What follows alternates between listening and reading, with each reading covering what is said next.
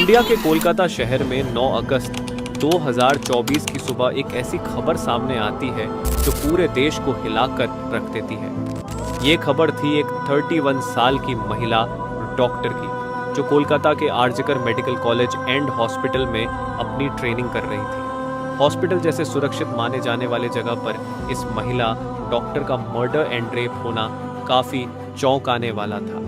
इस घटना का खुलासा तब हुआ जब डॉक्टर के डेथ बॉडी का पोस्टमार्टम किया गया। इस रिपोर्ट ने लोगों की रूह तक को हिला दिया, क्योंकि यह मामला सिर्फ एक मर्डर का नहीं था, बल्कि इससे कहीं ज्यादा खौफनाक केस था।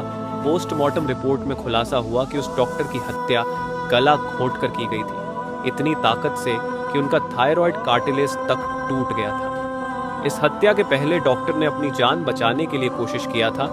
इसका सबूत उनके शरीर पर मिले कई निशानों से मिला। सबसे डरावना सच तब सामने आया जब डॉक्टर के प्राइवेट पार्ट्स पर घावों के निशान पाए गए।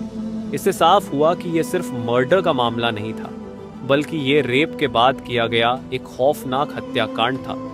हॉस्पिटल के परिसर में इतनी बड़ी घटना हो जाती है और किसी को कान खबर तक नहीं होती। क्या उस रात कुछ ऐसा हुआ था जिसे जानकर आप गुस्से से बौखला जाओगे? क्या वहां कोई और था जिसने इस क्रूर घटना को अंजाम दिया, और अगर था तो आखिर कौन था? इन्हीं सवालों के जवाब खोजते हुए हम आज की इस वीडियो में आपको बताएंगे कि आखिर क्या हुआ था उस रात इस मेडिकल कॉलेज के शांत माने जाने वाले परिसर में। जब आपको सच का सामना होगा तो यकीन मानिए, जिसके बाद वो अपने कलीग्स के साथ जाकर हॉस्पिटल कैंटीन में ही बैठ जाती है, जहां मिलकर ये लोग अपना खाना भी खाते हैं और साथ साथ थोड़ी बातें भी करते हैं। खाना खाते खाते और बात करते हुए रात के 3 बज जाते हैं और इस वक्त श्रुति थोड़ी थकान सी फील कर रही होती है, तो वो अपनी थकान दूर करने के लिए इस हॉस्पिटल के 4th फ्लोर में बने सेमिनार हॉल में जाकर रेस्ट करने लगती है। श्रुति के रेस्ट करते करते सुबह के 7:30 बज जाते हैं, पर वो तब भी इस सेमिनार हॉल से बाहर नहीं आती, जो कि काफ़ी ज़्यादा अनयूजुअल था, क्योंकि श्रुति कभी भी आधे 1 घंटे से ज़्यादा का ब्रेक नहीं लेती थी। हॉस्पिटल का एक वर्कर जो कि सुबह की शिफ्ट स्टार्ट होने से पहले हॉस्पिटल के सारे रूम्स को चेक कर रहा होता है, और वो ऐसे ही सारे रूम्स को चेक करते हुए इस सेमिनार हॉल की तरफ आता है। जैसे ही वो सेमिनार हॉल के बाहर आकर उसका गेट खोलता है, उसकी आंखों के सामने होता है एक भयानक नज़ारा, जिसे देखकर वो बहुत जोर से चीख पड़ता है। इस वर्कर की चीख सुनकर आसपास के लोग वहां इकट्ठा होने लगते हैं और देखते हैं कि सेमिनार हॉल के अंदर श्रुति की बॉडी बिना कपड़ों के पड़ी हुई है और उसके बॉडी ब्लड के निशान भी हैं। यहाँ खड़े सब लोगों के लिए ये एक ड्रामा से कम नहीं था, स्पेशली दूसरी फीमेल डॉक्टर्स एंड वर्कर्स के लिए, क्योंकि उन्होंने अपनी आंखों के सामने ऐसा नज़ारा पहली बार देखा था। वो भी हॉस्पिटल प्रेमिसेस के अंदर श्रुति की बॉडी को देखकर आसपास खड़े सारे लोग उसे एक स्ट्रेचर पर लेटते हैं और इमरजेंसी रूम में लेकर जाते हैं ताकि डॉक्टर्स उसकी कुछ हेल्प कर सकें। काफ़ी देर तक डॉक्टर्स के स्ट्रगल करने के बाद भी एट द एंड श्रुति कुछ घंटों के बाद अपना दम तोड़ देती है। हॉस्पिटल में कुछ लोग थे जो कि इस मर्डर एंड रेप केस को एक नॉर्मल केस जैसा दिखाने की कोशिश कर रहे थे, जस्ट बिकॉज कि वो इस हॉस्पिटल का नाम बचा सके।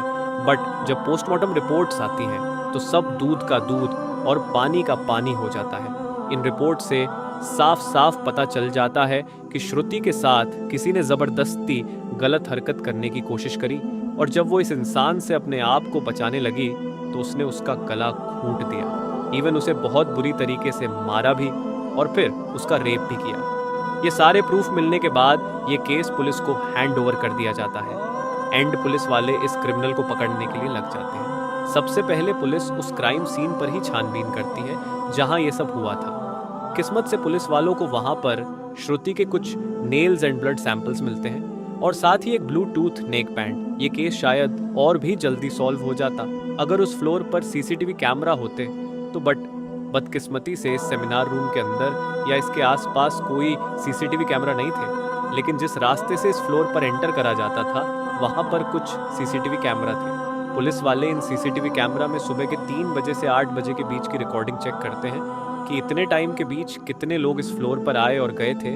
इन सीसीटीवी फुटेजेस को चेक करने के बाद ये पता चलता है कि टोटल 6 लोग इस फ्लोर पर आए और गए थे। ये पता लगने के बाद पुलिस वाले एक एक करके इन 6 लोगों को पूछताछ के लिए बुलाते हैं कि वो लोग वहाँ पर उस टाइम क्या कर रहे थे और इन लोगों को इस बीच यहाँ कुछ भी अजीब दिखा कि नहीं, इन लोगों से पूछताछ के दौरान पुलिस वाले उनके फ़ोन का ब्लूटूथ भी ऑन करके चेक करते हैं कि जो ब्लूटूथ हेडसेट उन्हें मिला था वो इनमें से किसका था। क्योंकि आपको पता होगा ही कि एक बार अगर आप किसी ब्लूटूथ डिवाइस से अपना फ़ोन पेयर करते हो तो अगली बार वो उससे ईजीली कनेक्ट हो जाता है। और फाइनली पुलिस वालों की ये ट्रिक काम भी आती है, क्योंकि ये ब्लूटूथ नेक बैंड इन 6 लोगों में से एक आदमी के फ़ोन से कनेक्ट हो जाता है, जिसका नाम था संजय रॉय, जो कि एक सिविल वॉलंटियर था। सिविल वॉलंटियर वो लोग होते हैं जो कि पुलिस के अंडर काम करते हैं और उनकी हेल्प करते हैं छोटे मोटे कामों को मैनेज करने में। लाइक आपने बहुत सारे फेस्टिवल्स अनऑथराइज्ड पार्किंग या भीड़ भाड़ वाले एरिया में देखा होगा कि कुछ ब्लू कलर की यूनिफॉर्म्स पहनकर ऑफिसर्स खड़े रहते हैं, जिनका काम होता है कि विदाउट एनी रीज़न कहीं पर भी ज़्यादा क्राउड इकट्ठा ना हो। तो अब पुलिस वालों को अपना पहला कातिल मिल चुका था, जिसके बाद वो संजय रॉय से और गुस्से से पेश आने लगते हैं। बट संजय पुलिस वालों की किसी बात का भी जवाब नहीं दे रहा होता, क्योंकि वो काफ़ी ज़्यादा नशे की हालत में था।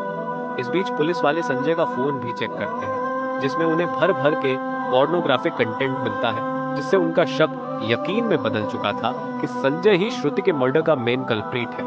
इसके बाद पुलिस वाले संजय रॉय को और ज़्यादा डराने लगते हैं। एंड फाइनली वो डर कर अपना गुनाह कबूल भी कर लेता है कि उसने ही श्रुति को मारा है और उसका रेप किया है।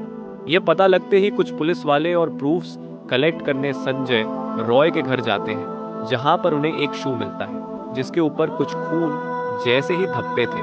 तो पुलिस वाले उसका सैंपल कलेक्ट कर लेते हैं। थोड़ी और तलाशी लेने पर पुलिस वालों को संजय के घर के बाहर कुछ कपड़े सूखते हुए दिखते हैं, और ये वही कपड़े थे जो कि उस दिन संजय ने पहने थे, क्योंकि ये सब सीसीटीवी कैमरा में कैप्चर हो गया था, जिससे जाहिर था कि संजय ये प्रूफ मिटाने की भी कोशिश कर रहा था।